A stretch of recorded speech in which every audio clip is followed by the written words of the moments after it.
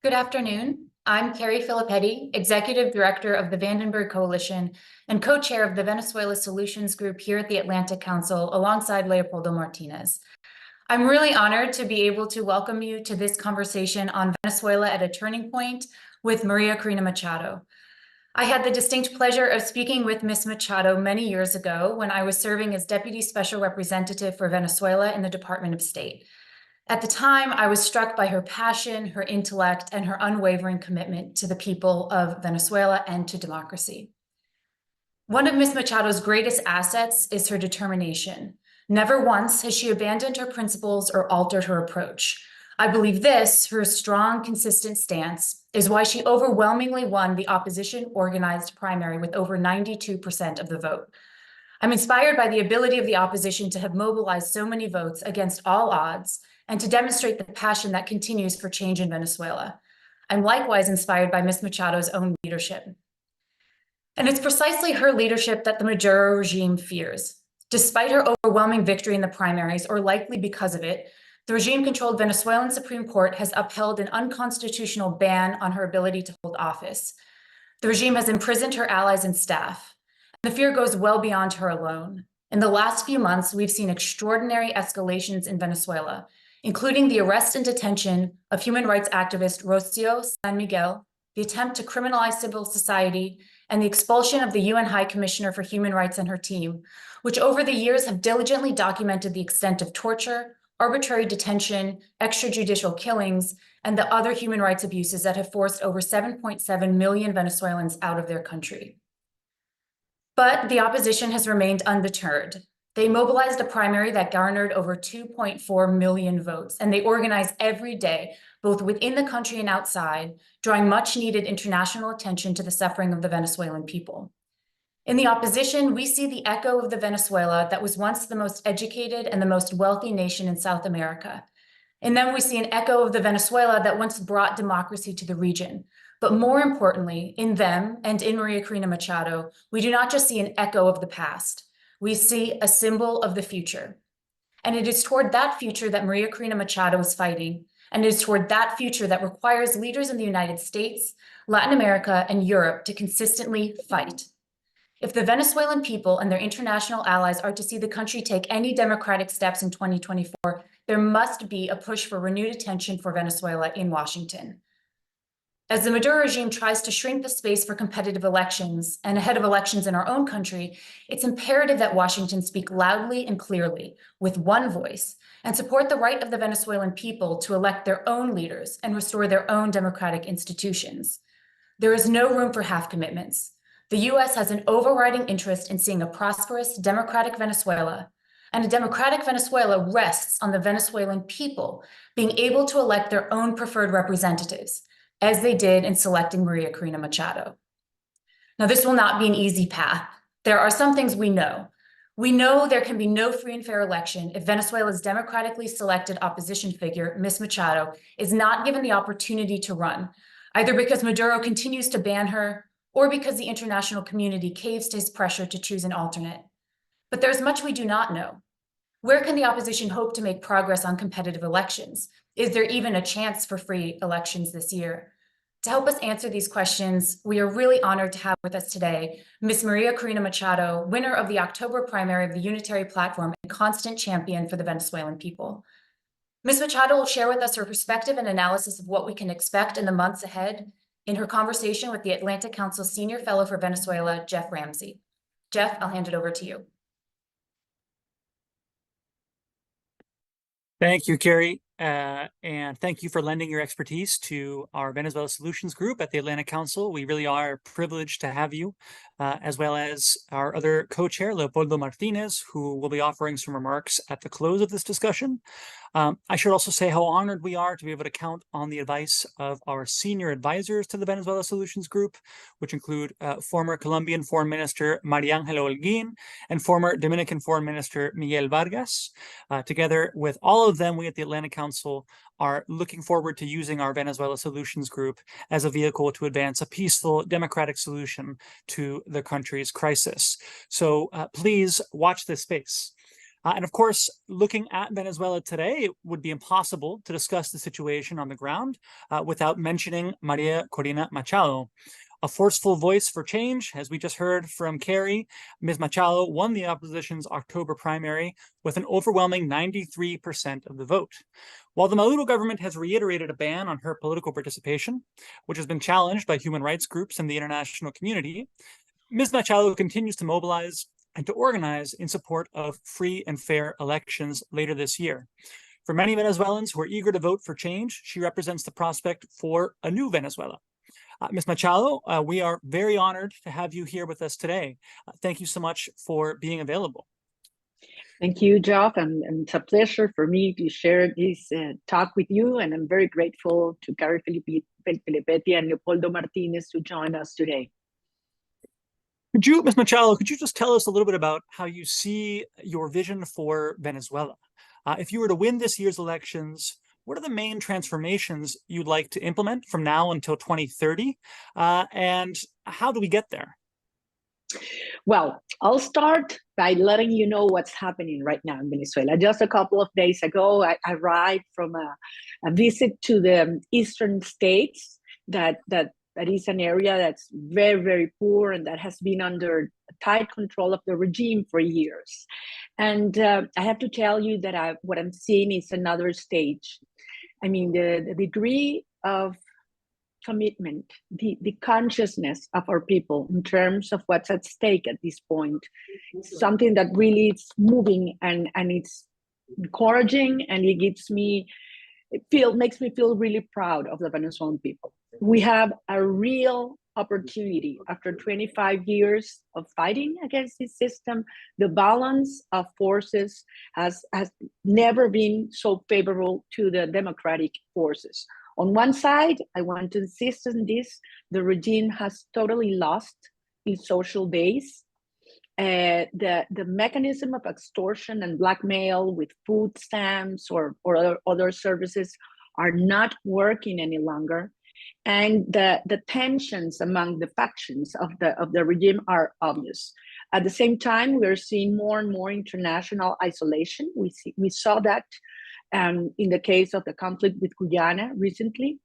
And also you're seeing even some of that used to be friends of Maduro supporting the Barbados Agreement and a roadmap to free and fair elections. I have to say that the February 8th declaration of the European Parliament, in which there was this huge, massive support, not only for free and fair elections, but they said, as Ms. Filippetti said at the beginning, that only free and fair elections could be considered if I'm allowed to participate, since I was elected by the primary process. So we know that that's happening on the regime side, but on the opposition side, on the democratic forces side, Geoff, in 25 years, this is the first time we're facing a presidential election in which everyone in Venezuela and abroad are convinced that we would win. And we would never be in an 80-20 situation regarding a presidential election. We have brought and built a strong unity from the base with the legitimacy of almost 3 million people participating, and every single political party is publicly supporting me. And I'm meeting with their bases all around the country.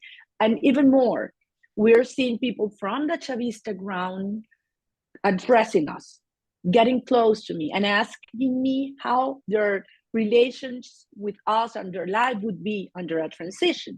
And finally, I would say we have the Barbados Agreement. In its first point said we are, all the parts are allowed to choose the process through which they would get into a candidate. So I have to say that the reactions of the regime that are so hard, as you mentioned, and the escalation in persecution and repression is because the regime knows this. They know what's happening in Venezuela, and they still do not consider the possibility of losing an election. They still do not consider the possibility of a democratic transition.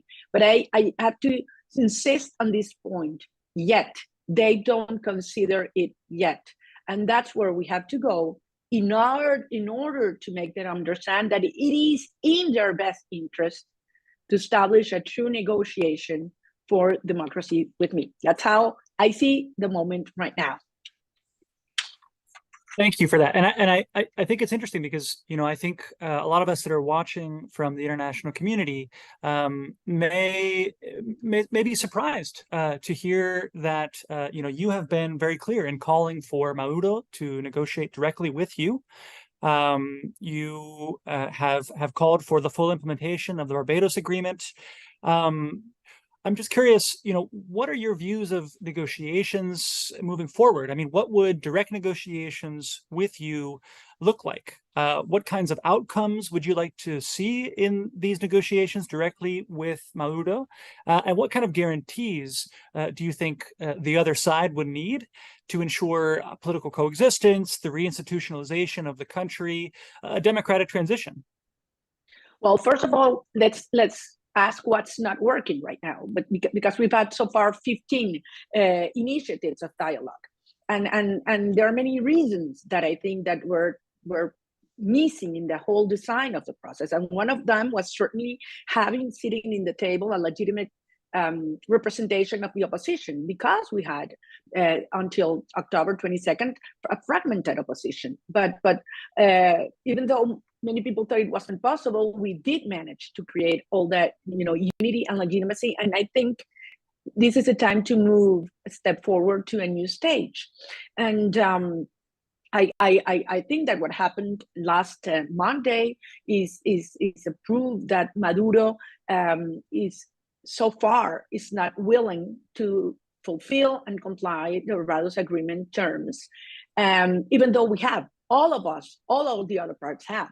So we need to make the regime understand that you know, he has only two options: either comply with the Barbados agreements, and that means running against me in a free and fair election, or he will dismiss everything of the whole process with the consequences that will have of enormous internal pressure and international isolation. So I do think it is a time for the international actors that have been supporting the Barbados agreement to make Maduro understand that this time he will not, how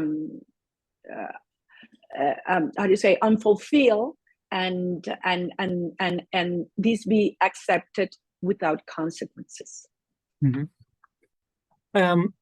I think, you know, you just touched on something that I think the U.S. has been very clear on, and others in the international community, which is this rejection of the idea that Maduro can pick and choose his opponents in order for any election to be credible.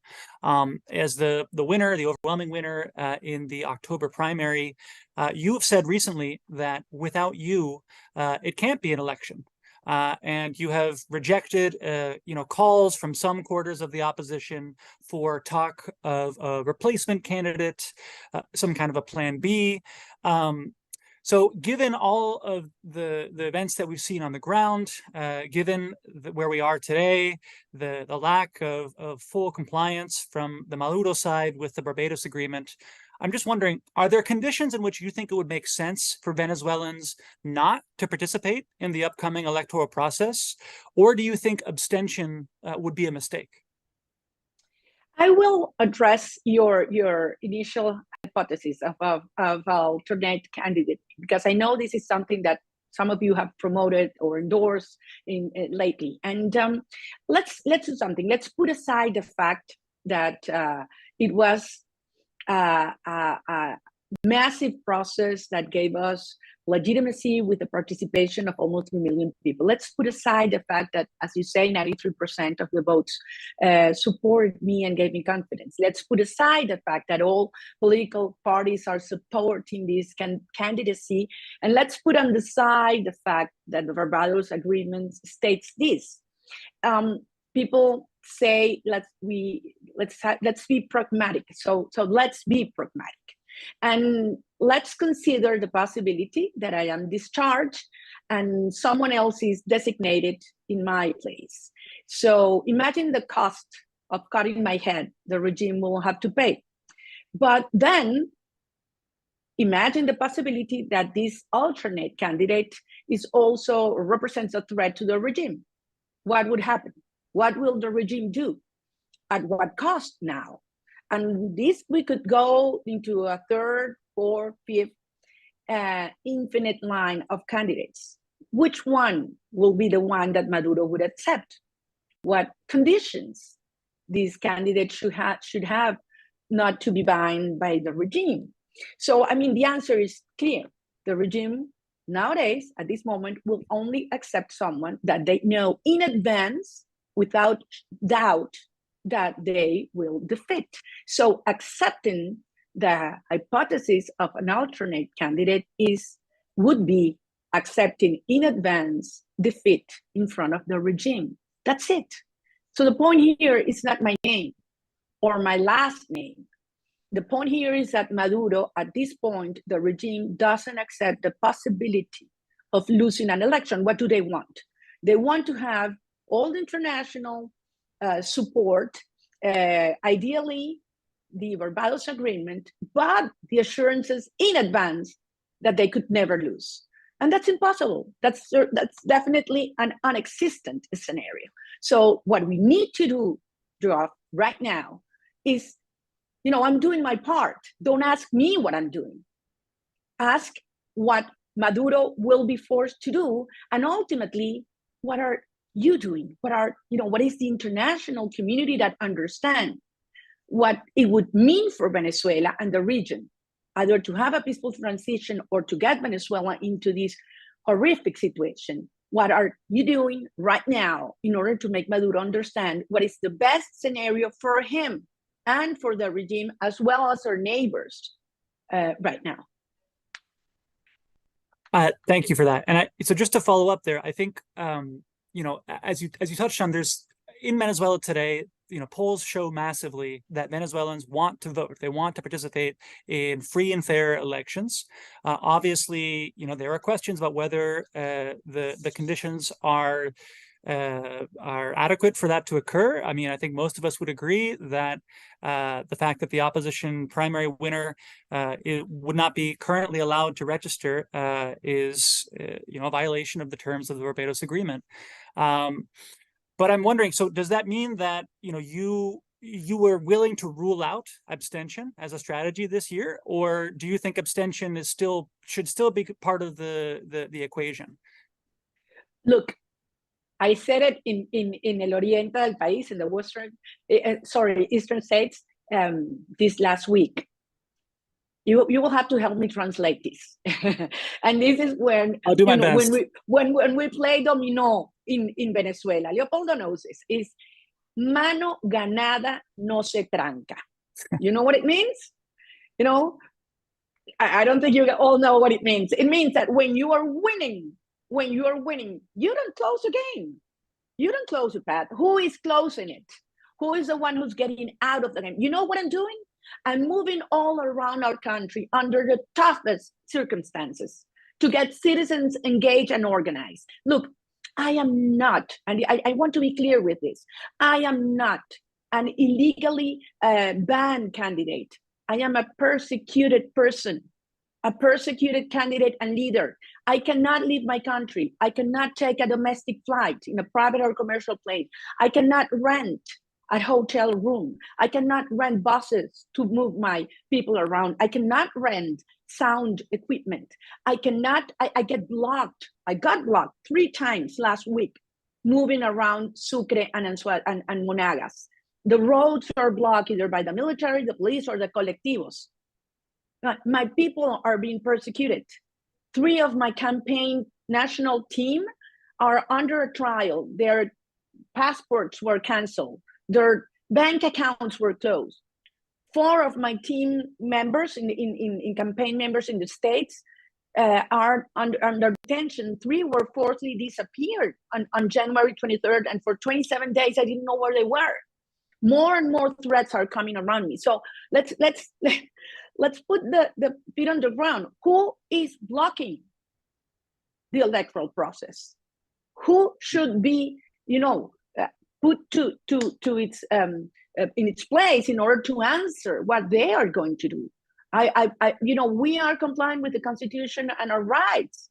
And that's exactly what I'm doing. And that's exactly what we will keep doing. And even though we have all these obstacles, no media, no gas, no transportation, no money, we are growing, and we're going to win. Thanks for that. And of course, those of you joining us, I want to remind you all that we want this to be a discussion, a conversation. So those of you that are connected online and watching us, please feel free to submit your questions for Ms. Machado via askac.org. That's askac.org. We'll get to those in just a moment. And I believe we have some others joining us that are eager to ask you their questions. Before I hand it over, I just want to ask Ms. Machado, just going back to this idea of direct negotiations with you. Why do you believe that it's in, as you say, Maduro's interest to negotiate directly with you? What kinds of guarantees do you think would be needed for those kinds of negotiations to move forward? And what does genuine reconciliation look like in a democratic Venezuela? Okay, first of all, I think it is in the best interest of Maduro, because a reasonable agreement for him and for others in the regime ought to be accepted by the Venezuelan people. There's no way you can move ahead in a negotiation agreement if the Venezuelan people won't support it. And the Venezuelan people will require to support any agreement, to trust and to support the leadership that is representing them in that negotiation. So Maduro will need someone as a counterpart that the Venezuelan people trust and has legitimacy to carry out such a delicate process and complex process. Warranties are complex, certainly not something we should address publicly, but certainly that some that are enforceable. And in order to do that, the parts or that part in that case have to have trust in my word, and they know me. They certainly know me and know that the most valuable thing I have is my word. And finally, genuine reconciliation is what I am already seeing in Venezuela, in the streets of Venezuela, Geoff. Believe me, we are not a polarized society, not anymore. And we realize we share common values and common dreams. Every single person in this country tells me, María Corina, bring back my kids home. I want to have my family together, my sister, my mom, my friend, my girlfriend. So I think this is a very, very strong bond that is been growing. And I think that's the reason why you are seeing these huge, massive concentrations of people coming, walking on their own. And many of them come from the Chavista ground, and they're willing to speak out, something that wasn't seen before. Thank you, Ms. Machado. And again, I want to remind those of you who are joining us online, you can ask your own questions of Ms. Machado via our app. That's askac.org. We have some journalists with us who are on the call, who I believe will be asking you their questions. Why don't we start with Samantha Schmidt, who I believe is the Bogota bureau chief of the Washington Post. Samantha, thank you so much for being with us. Thank you, Jeff. And it's great to see you again, Ms. Machado. I really appreciate this opportunity. I know you already discussed this, but I think it's the question that's on all of our minds right now. And it's, what gives you the confidence in this moment, given the recent escalating tensions, given the arrest of Rosia San Miguel and everything that's happened in recent weeks, what gives you the confidence that your ban will be lifted so that you can run? And the second part to that question, you mentioned the possibility of the alternative candidate and the challenges that would potentially lead to down the road. But as a possible last resort, is there an alternative candidate that you could theoretically endorse, that you could see yourself as, again, absolute last resort? Samantha, I already addressed that, as you said, but at the end, the alternative candidate is a thesis, it's a solution that ends up giving Maduro the right to choose, handpick who is going to be the candidate. Because at the end, the cost of getting my head off is much higher than any other down the line, because I have the votes and I have the legitimacy.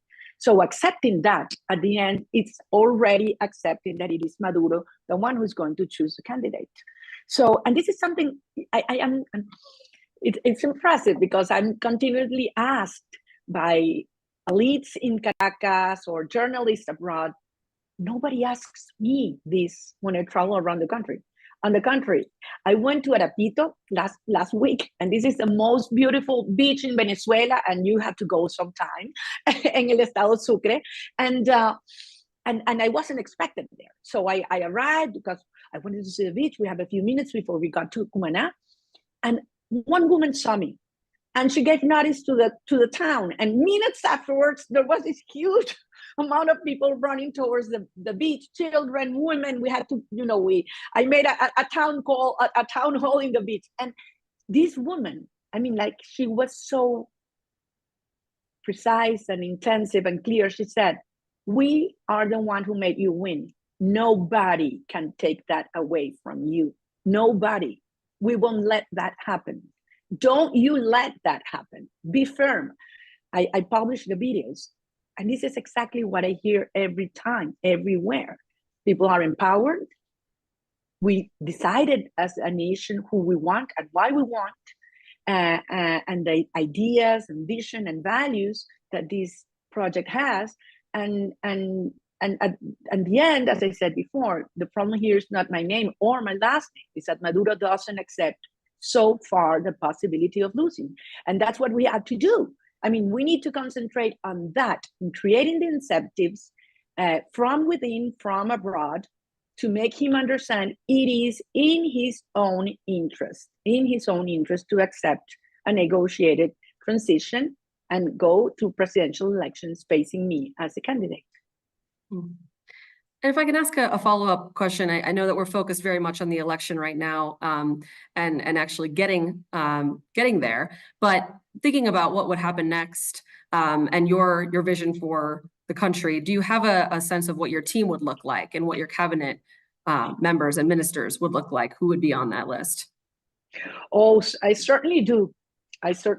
But imagine that, given that the disaster Venezuela has turned into, it's much more than a cabinet that we need to prepare in advance. I mean, there are hundreds of very critical positions that we are searching for. And certainly, as I always say, they have to be honest people, really honest people. We need to bring ethics and integrity back to Venezuelan politics. Secondly, we have to get the best people, the people that are more knowledgeable, that have experience, that get trust among not only the Venezuelan different sectors, but also from the international community. You are aware what it will mean to us to go through a process of restructuring all our debt and giving trust to financial and business sectors in order to have investment in Venezuela. So we are already looking for men and women that are either here or abroad, but that will give that confidence and trust that we will have the best people and prepared to do our job. I won't get into names so far, so fast though. Thank you. Why not? We're here to make some news. Appreciate it. Next time. In that vein, I want to pass the floor to Julie Turkowitz, who we're very grateful to have with us on this call. Julie is the Andes bureau chief for the New York Times, based in Bogota. And Julie, thanks for being with us. Thanks. Thank you all, and thank you, Ms. Machado. Nice to see you again. I really appreciate the opportunity. I want to sort of jump off something you've said several times, which is this idea that, we need to make Maduro realize that it's in his best interest to participate in a democratic election. The the way that many people see it, Maduro is really backed into a corner. As you mentioned, he's losing popularity. He has a $15 million bounty on his head. He has a lot to lose if he does lose a democratic election, power, money, possibly his freedom. So what is the argument that it's in his best interest to give up power? What is the argument that you are making to him and to those in his government? The main argument, and Julie, I think this is something many people surrounding Maduro are starting to understand, that this situation is unsustainable, and that going through a route of total isolation and repression, which is the option, will mean he has a lot to lose, even more. So the point here is making him clear that he understands clearly, as well as the groups surrounding him, what it would mean if he goes through this path of absolute repression and discharging all the agreements signed so far. And at the same time, that if he doesn't, then there will be a path with lower costs than staying. So the moment he understands that the cost of staying under these conditions, it's going to be higher than letting go, then we will reach a moment where I say that's the political defeat that has to come before the electoral defeat. That one has to come first. And I realize we're not there yet, Julie, and that's what we need to work into. And could you talk more specifically about what you mean by what that path of continued repression and international isolation would be? Because what we have seen, especially over the last 5 years, is there has been this strategy of international isolation, of sanctions, of repression, and yet he continues to be in power. And so, what do you mean by sort of saying that the path is unsustainable? Because the situation is not the same one as the one we had 6 years ago, or 3 years ago, or even 1 year ago. The regime is not the same one, Julie. You know that very well. It's much weaker, has no social support. And this was something that it wasn't, of course, changed from one day to other, but the primary process, it was something like open the eyes of the world, and even us, Venezuelans, in terms of realizing the degree of our strength and the weakness of the regime. And this was like confirmed on December the 3rd, when they called for this absurd referendum on Guyana and El Essequibo. So it was obvious to all, inside and abroad, that the regime has lost what they used to have, the grip on the Venezuelan people and the possibility of forcing them to move for even an electoral process. So this is another country, and you know what? This is the first time I say this publicly.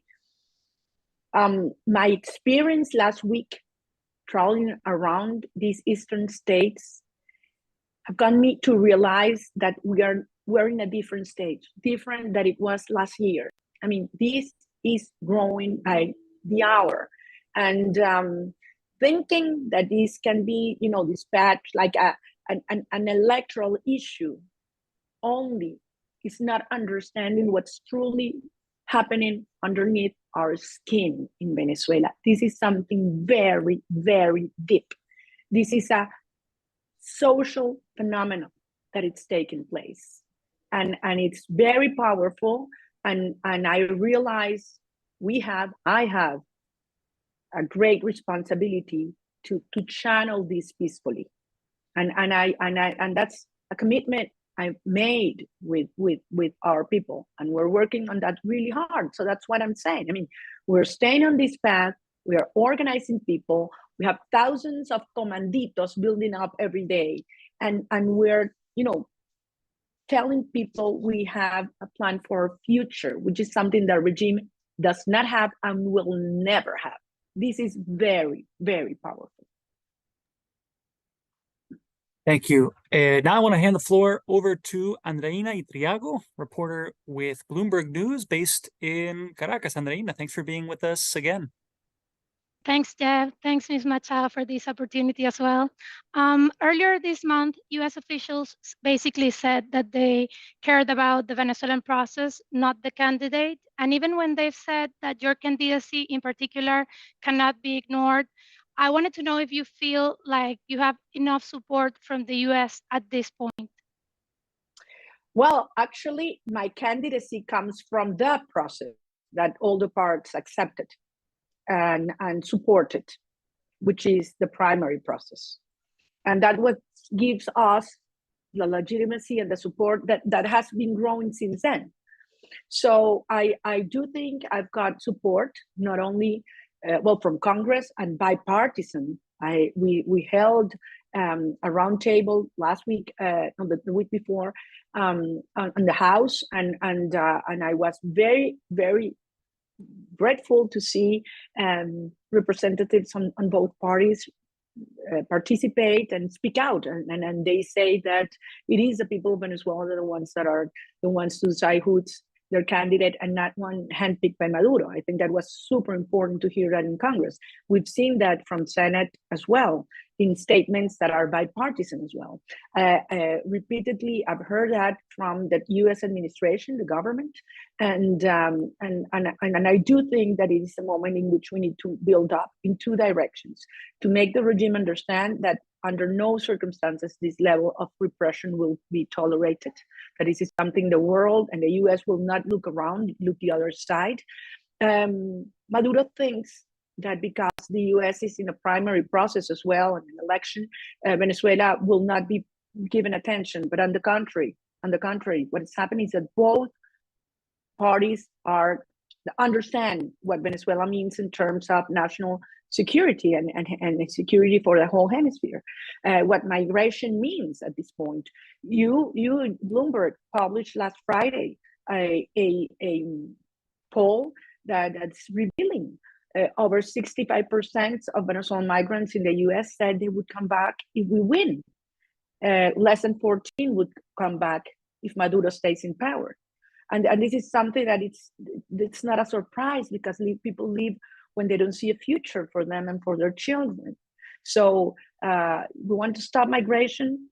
Let's get democracy back to Venezuela. Let's bring hope back, reconciliation among all. And not only will stop migration, we'll see millions of Venezuelans coming back home. I also wanted to ask you if you've been invited to this week's meeting at the National Assembly by the Venezuelan government with these other political sectors, as well as some businessmen and others. And what are your thoughts on this whole process and the possibility of a new agreement being signed, like a parallel agreement to that of Barbados? No, I was not invited. They knew I wouldn't go if I was invited, because precisely that, as you say, is a parallel initiative that undermines the Barbados Agreement, which is precisely what the regime wants to do. He wants to have his own control position, preparing for a sham election. And that's something simply the international community will not accept, the Venezuelan people will not accept, and I will not be part of. So I do believe the Barbados Agreement should be respected. We have fulfilled our part. The United States has fulfilled its part. The Venezuelan opposition has fulfilled its part. Maduro has broken, once again, his commitments. So he is the one to be addressed. He's the one to be pressured. And we stay in our part. Now, all these spectacles that they do on the side, they mean nothing. They should mean nothing. If they want to have the international community supporting and recognizing a process, they have to comply with the Barbados Agreement, period. And the Barbados Agreement states that the meetings should not be in Venezuela, because in Venezuela, the opposition is held as hostage. And it's very clear. And that was one of the agreements made with the Norwegians, which is, one of the conditions, and I think should be revisited. I mean, the terms of that agreement should be, comply perfectly. How to say, a la perfección, and no concessions being made, because then happens what you saw last Monday, when Jorge Rodriguez lied about the intention and the nature of the meeting he had with Gerardo Blyde and other members of the delegation. Well, thank you for that, Ms. Machado. I want to thank you, Andreina, Julie, and Samantha for your participation, your questions. Of course, now I want to hear from you, from all of you who are connected online, who are listening to this conversation. This is your opportunity to ask a question directly to Ms. Machado. Again, you can ask your question via our app. It's askac.org. That's askac.org. We have our first question here from James Bosworth, or Boz. He asks, the Biden administration currently plans to end sanctions relief in April, given the Maduro regime's failure to implement the Barbados Agreement. Do you agree with that? Are you willing to call for sanctions to be put back into place?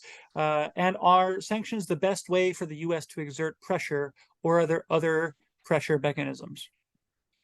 Well, first of all, sanctions are not the cause, but the consequence of criminal activities, such as money laundering, corruption, drug trafficking, human rights violations, and those are the tools, legitimate tools, that countries have towards authoritarian regimes that commit this kind of crimes. Maduro was noticed because they made an agreement that if he didn't comply, this would happen. So this is not surprise. Who is calling for the licenses to be removed?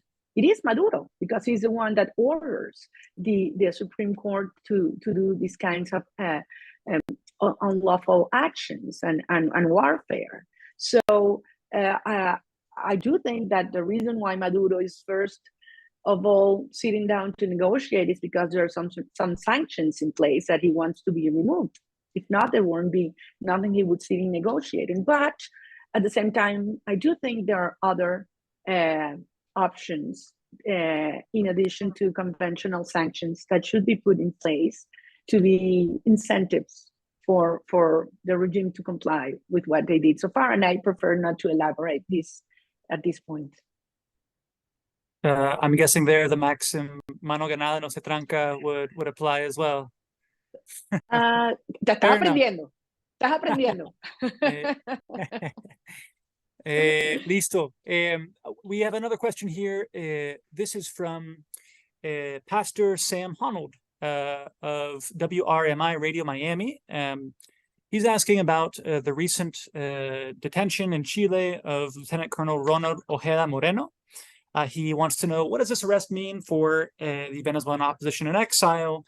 In what nations can dissidents of Maduro live openly and express their voice? Do you have any thoughts on these reports that recently a Venezuelan military figure was detained in Chile and possibly renditioned elsewhere? Well, of course, we're following it very, very closely. And since it's such a complex and delicate issue, I do prefer not to give any opinion until we have the official decision and information from the Chilean government, George, because there have been contradictory information. And if this is true, I mean, it would be a very, very serious case of involvement in other countries' sovereignty. But until the Chilean government states its own position, I prefer to keep it there. Mm-hmm. Understood. This is a lot in the air, and we all have a lot of questions about what may or may not be happening in that case. We have a question here from Juan Osorio, who is asking a question that's come up a lot today. Will you give Maduro and his lead figures in government a free pass to go to a friendly country?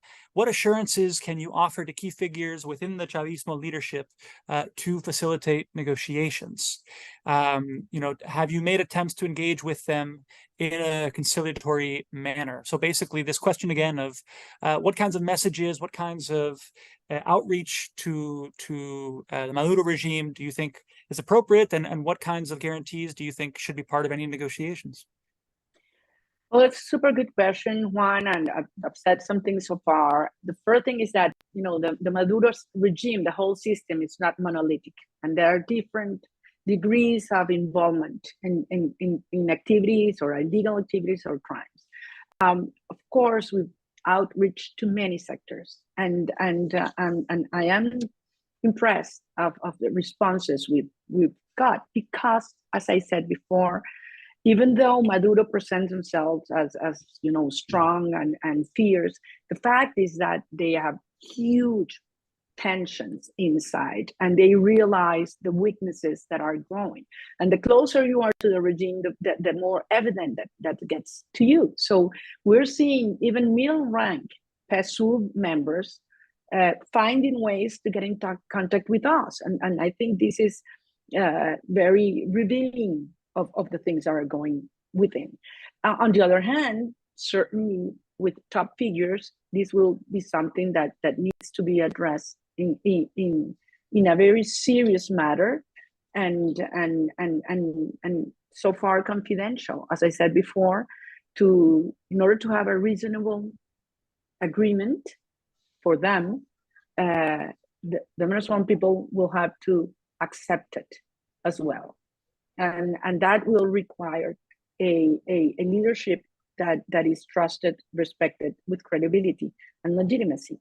That's why I insist that in order to give assurances and guarantees to them, you need to have someone people will respect and trust. That makes sense. We have an anonymous question here. This is asking Diego Arria, the former Venezuelan diplomat who has been very supportive of your campaign, recently suggested that he does not believe Maduro will lift your inhabilitación, your ban.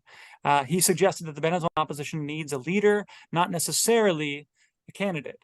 Do you see any difference there? Do you see a difference between being a leader or a candidate? Do you agree with Aria's assessment? Oh, yes, certainly there's a difference. And that's why I'm working now to be the candidate. We managed to get the leadership, and it's a huge responsibility. And I'm sure we'll be able to have both. As I said, in order to have Maduro defeated electorally, we need to defeat him previously politically. And that defeat means that they accept that it's inevitable a transition to democracy. We haven't gotten there yet.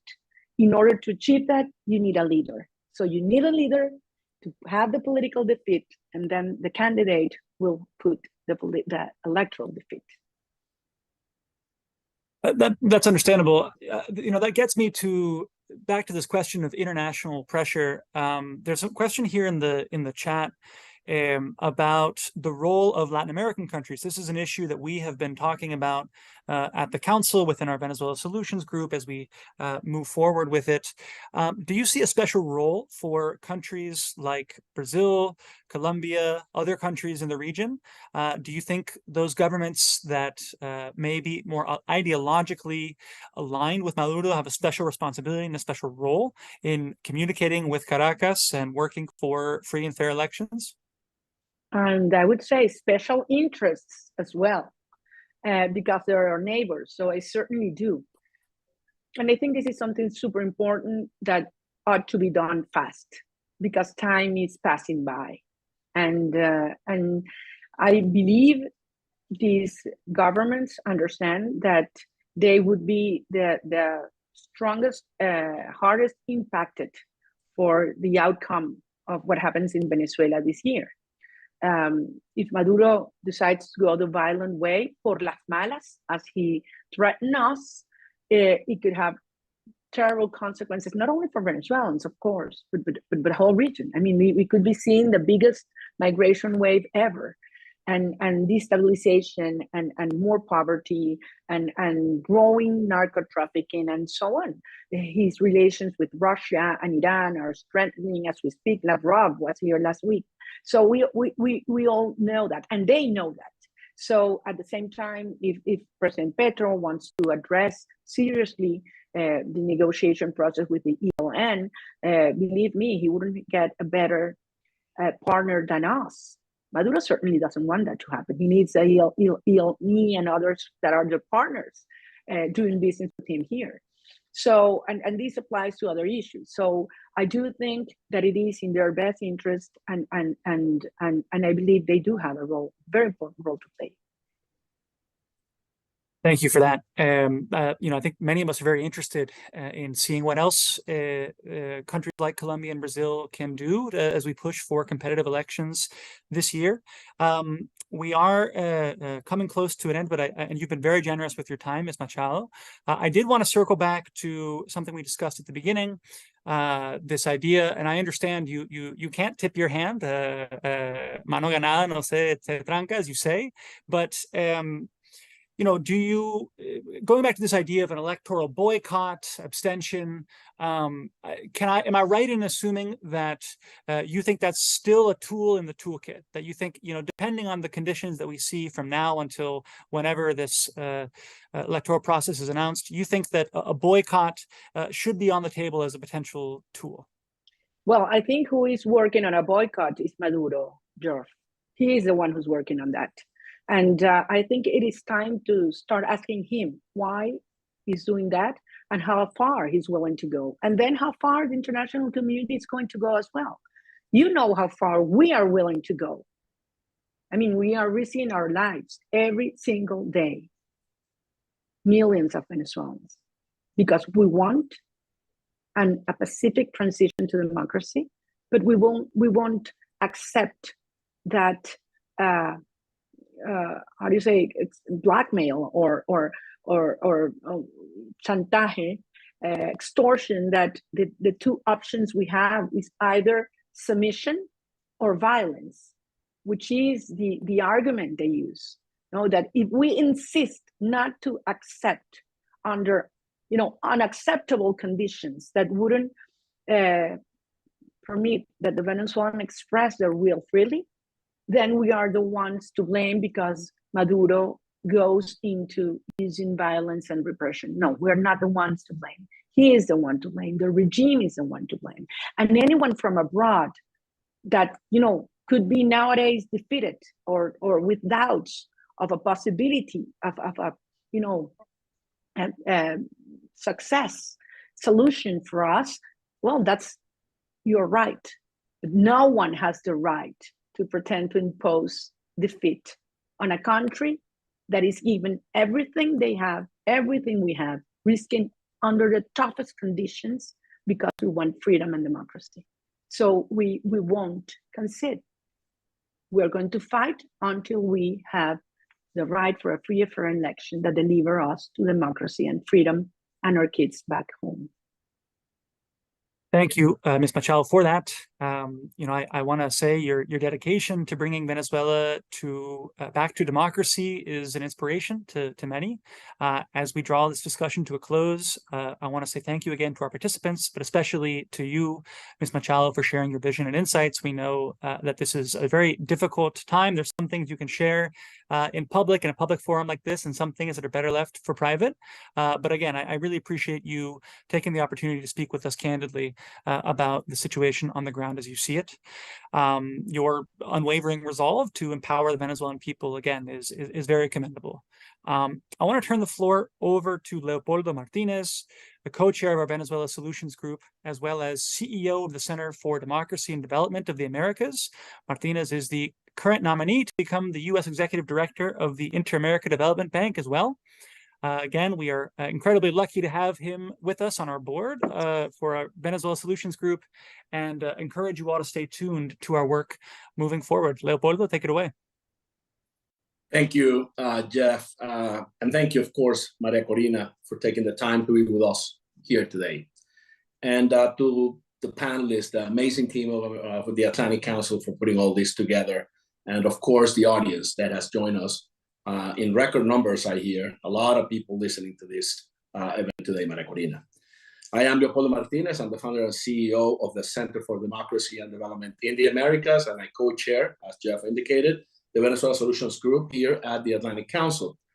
I've known Maria Corina for so many years that I consider her a long life friend. I left Venezuela many years ago, and I had a seat in Congress for the state of Miranda, and I was very hopeful when I saw that seat was taken by another fellow friend and a person with incredible principle and value, like Maria Corina. At the time, she served in the National Assembly. So Venezuela, now as an American citizen, continues to be a very important part of my lifelong commitment. As we have seen from this conversation, the road ahead for Venezuelans in 2024, Maria Corina said it without sugar coats, will not be an easy one.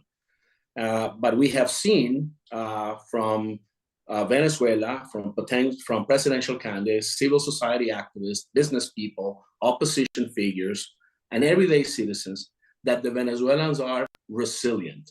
Venezuelans are not willing to give up the future for give up in the fight of the future they want for their country. And Venezuelan voices will continue to shape the debate on the future of their society as we work for reinstitutionalization and economic recovery. But as María Corina Machado has explained to us today, democratic voices in Venezuela face an uphill battle. It is imperative for friends of democracy, from regional neighbors like Colombia and Brazil, to the United States and Europe, to think critically about how can they best position themselves to incentivize change in Venezuela and hold the Maduro regime accountable for its commitment to the Barbados Agreement. To support the Venezuelan people, international actors must continue to commit to negotiations and to the process we are now confronting through the Barbados Agreement. Push for competitive elections and work to implement an electoral roadmap that the opposition demands pursuant to that agreement means ensuring credible international observation, audit of the electoral registry, full freedom to campaign, and an end to political repression and persecution. For this purpose, also, in the long term, together with the electoral roadmap, the international community must facilitate and work with the Venezuelan leaders in ways to imagine and outline a future for national reconciliation and democratic coexistence. It was valuable to listen from María Corina Machado that she's open to such a negotiated transition and that she has the political capital to mobilize support for that complex process that is much needed in Venezuela. In the process, we know that Venezuelans themselves are the only ones that can decide their future. As such, it is important that the international community supports the democratic opposition in their decision to remain in the negotiation table, even in the face of Maduro's non-compliance. The Barbados electoral roadmap represents the best chance to restore Venezuela's democracy, and governments accompanying the process must find creative ways to incentivize its performance. Once again, I want to thank María Corina Machado for being with us today and providing us with a deeper understanding of the road ahead for Venezuela and her candidacy and her strategy as we move into the complex immediate future of Venezuela. And I want to commend her for her courage and determination to uplift the voices of the vast majority of Venezuelans who have chosen a path to change through peaceful and competitive elections. Thank you all for joining us today, and we will continue to follow closely the developments in the month ahead from the Atlantic Council. Thank you, Leo.